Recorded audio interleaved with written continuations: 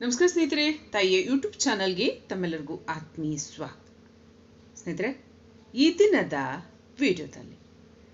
ವಿಡಿಯೋದಲ್ಲಿ ಮನುಷ್ಯರಿಗೆ ಕಣ್ದೃಷ್ಟಿ ಆಗೋದನ್ನ ತಪ್ಪಿಸ್ಕೊಳ್ತಕ್ಕಂಥದ್ದು ಹೇಗೆ. ಈಗ ಮಕ್ಕಳಿಗಾದ್ರೆ ಬೇಗ ಕಣ್ದೃಷ್ಟಿ ಆಗುತ್ತೆ, ಸುಂದರವಾಗಿರ್ತಕ್ಕಂಥವ್ರಿಗೆ ಕಣ್ದೃಷ್ಟಿ ಆಗುತ್ತೆ, ಆಸ್ತಿ ಪಾಸ್ತಿ ಇದ್ದಂಥ ಪಕ್ಷದಲ್ಲಿ ಆಗುತ್ತೆ, ಮನೆಗಾಗತ್ತೆ, ಕಾರ್ಯಕ್ರಮಗಳನ್ನು ಮಾಡಿದ್ರಾಗತ್ತೆ. ಈ ರೀತಿ ಇದ್ದಂಥ ಸಂದರ್ಭದಲ್ಲಿ ಆ ದೃಷ್ಟಿಯಿಂದ ತನ್ನನ್ನು ತಾನು ರಕ್ಷಿಸ್ಕೊಳ್ತಕ್ಕಂಥದ್ದು ಹೇಗೆ? ಅದಕ್ಕೆ ಸರಳವಾದಂತಹ ಮಾರ್ಗಗಳು ಅಂದ್ರೆ, ಯಾರ ಕಣ್ಣ ದೃಷ್ಟಿಯನ್ನ ನೀವೇನು ಕಟ್ಟು ಮಾಡ್ಲಿಕ್ಕಾಗೋದಿಲ್ಲ ಅಥವಾ ಕಣ್ಣಿಗೆ ಬಟ್ಟೆಯನ್ನ ಕಟ್ಲಿಕ್ಕಾಗೋದಿಲ್ಲ.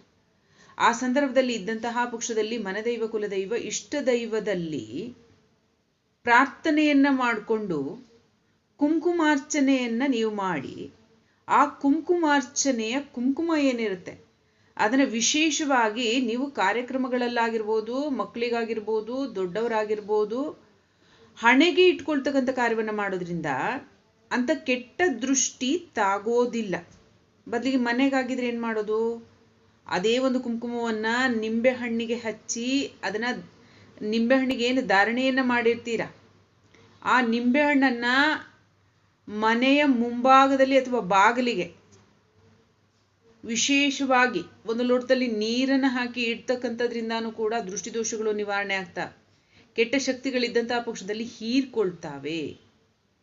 ನಂತರದಲ್ಲಿ ಅದನ್ನ ದೂರ ನಿಂಬೆಹಣ್ಣನ್ನ ತೆಗೆದು ಹಾಕ್ತಕ್ಕಂಥದ್ದು, ಅಥವಾ ಜನ ಇಲ್ಲದೆ ಇರ್ತಕ್ಕಂಥ ಜಾಗಗಳಲ್ಲಿ ಆ ಒಂದು ನಿಂಬೆಹಣ್ಣನ್ನ ಹಾಕ್ತಕ್ಕಂಥದ್ದು ಮಾಡ್ಬೋದು. ಹೀಗೆ ಪ್ರಾಪರ್ಟಿಯನ್ನ ರಕ್ಷಣೆಯನ್ನು ಮಾಡ್ಕೋಬಹುದು. ಮನುಷ್ಯರಿಗಾಗಿದ್ರು ಮಕ್ಕಳಿಗಾದ್ರೂ ಕೂಡ ರಕ್ಷಣೆಯನ್ನ ಮಾಡ್ಕೋಬಹುದು.